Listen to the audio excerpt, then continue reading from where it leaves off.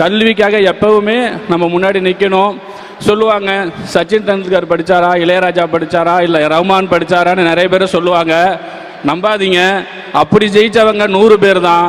படித்ததுனால ஜெயித்தவங்க தான் இங்கே அவ்வளோ பேர் இருக்கும். நீங்கள் அதை ஃபாலோ பண்ணுங்க. எக்ஸப்ஷனல் எப்பயுமே எக்ஸாம்பிள் ஆகாது. இளையராஜா படித்தாரா, சச்சின் டெண்டுல்கர் படித்தாரா, ரஹ்மான் படித்தாரான்னு கேட்குறாங்க. அவங்களெல்லாம் அவங்க பேச்ச அவங்க நம்பிடாதீங்க. நான் என்ன சொல்கிறேன்னே நீங்கள் அதில் வாங்கலை. நீங்கள் படத்தை எடுத்துட்டா பெரிய கல்வி அறிஞர்னு நினச்சிட்டு வந்து கருத்து சொல்லிடுறேன். நான் என்ன சொல்கிறேன்னே உனக்கு புரியல. நீ அந்த மேடல் நின்று பேசுறதுக்கு யாரு? நீ ஒரு படத்தை இயக்குனர், அவ்வளோதான். அதுக்கு என்ன காரணம்? நீ படித்த கல்வியை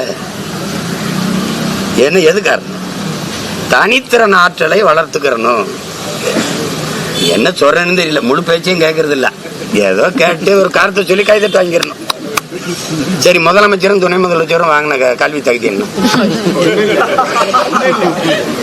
ஐயா மோடியோட கல்வி தகுதி என்ன? ஓட்டுக்கிட்டாப்புல எம்ஏன்னு சொல்லுங்க.